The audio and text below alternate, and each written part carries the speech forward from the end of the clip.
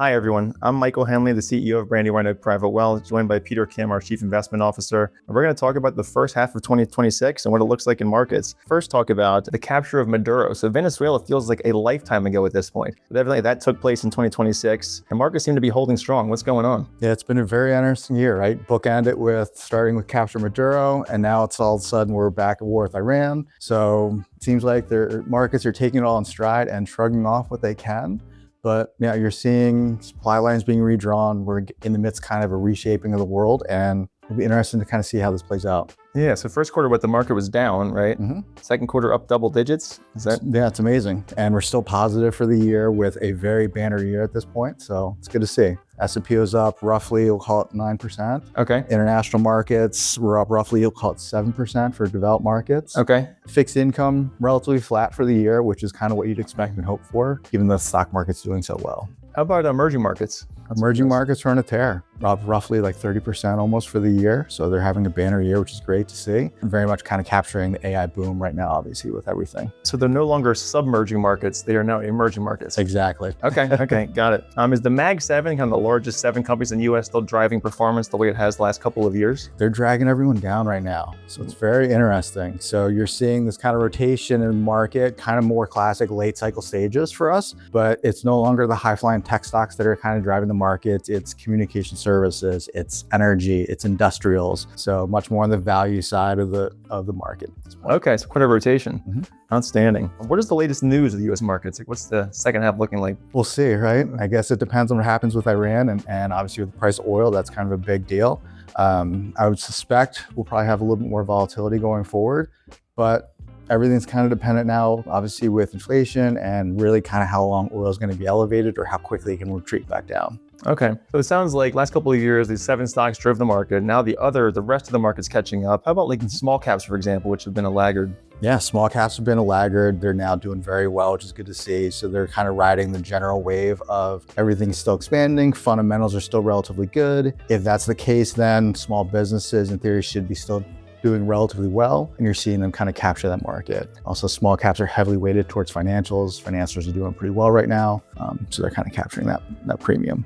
This has almost been a textbook case of diversification this year, right? So basically, last couple of years, everyone wanted to pile into just 7 stocks, and now kind of the well-diversified investors really getting paid off. This is why you diversify. You never know what the catalyst might be in a given year, and you never know which way the market kind of turn. And this is why you want to own everything. And it's interesting, whatever is winning at the moment always seems to be invincible. The last couple of years, there's no way these 7 stocks are ever going to underperform because they were kind of dominating. And now it's almost crazy to think the opposite. Yeah, it's very interesting to see kind of the rotation occur, but that's kind of what you want to have happen, right? If you want a healthy market, you want it rotating and kind of weaving within the different industries. Because if it's just one industry continually taking off, that's kind of very much classically starting of a bubble at that point. So if you're properly diversified, something should always be down in your portfolio, right? Or at least lagging. That's the goal. Okay. Honestly, that is the goal. If you're properly diversified, you have things that are not doing as well when things are doing really well, and vice versa, because what goes up must come down. So you want them on different cycles. Okay. How about in terms of valuation? Is the US market still pretty expensive, or has it gotten cheaper? I mean, it depends on where you look, but by and large, markets are still relatively expensive. Okay.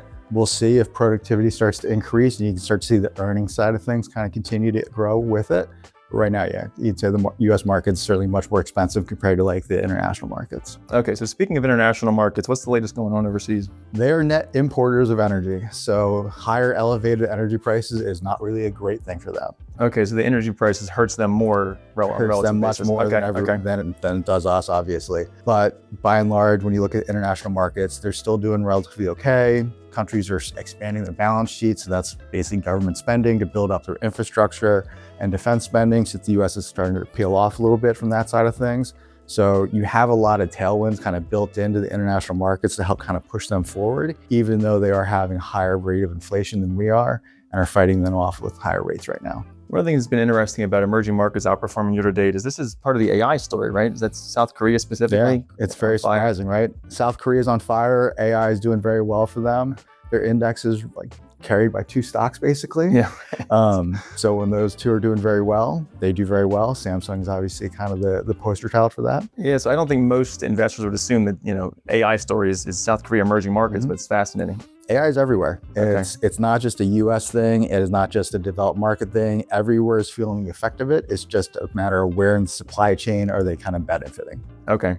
So if you're well diversified, you have your exposure to AIs, you have it everywhere. Exactly. Okay. What's the latest news from the Federal Reserve around interest rates? Sure. New Fed chair. New Fed chair, Kevin Warsh. Yeah. It's very interesting to see what he does. I'm expecting that he will usher in a relatively new regime of forward-looking forecasts and relatively less guidance. So Okay. it'll be very interesting to see. So less transparency. Much less transparency going forward.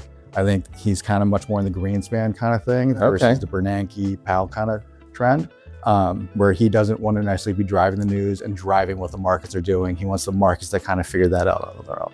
Okay, well, historically, the market's kind of obsessed over the Fed minutes, right? Kind of line by Exactly. line, and okay. Especially given how much transparency there has been. Mm-hmm. So now it's much more incumbent on the market to figure it out. I think the investment people are going to have a much harder job now trying to forecast what things are going to be occurring, because if the Fed is now doing their job correctly, they're not really giving any insight into that. Okay, interesting. What's the latest with our portfolio models?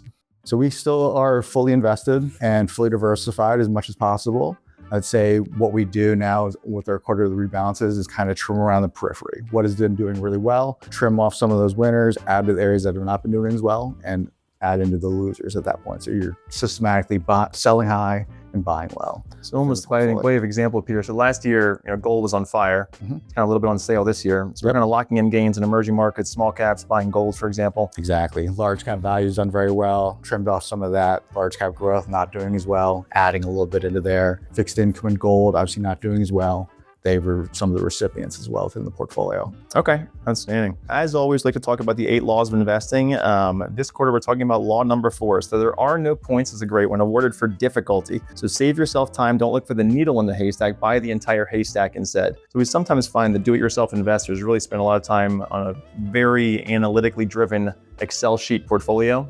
You talk through, why we want to buy the haystack. Yeah, it's much easier to just own everything and know that you're going to capture a broad market return than to try to figure out some way to be smarter than everyone else in the world, especially when you have everyone playing in the same sandbox. Yep. Right? It's all public information. So everyone has the same access to all this. So in my mind, it's very tough for you to say, I have better insight or better assumptions than everyone else in the world. I think the quote sums it up perfectly. There are no style points or added performance points for being complex. If you can capture the market return, I think that's good enough for most people. Okay, outstanding. Well, thanks everyone for joining us. Really appreciate it. If you have any questions, feel free to reach out to your relationship manager here at Brandywine Oak. Thank you. Thank you.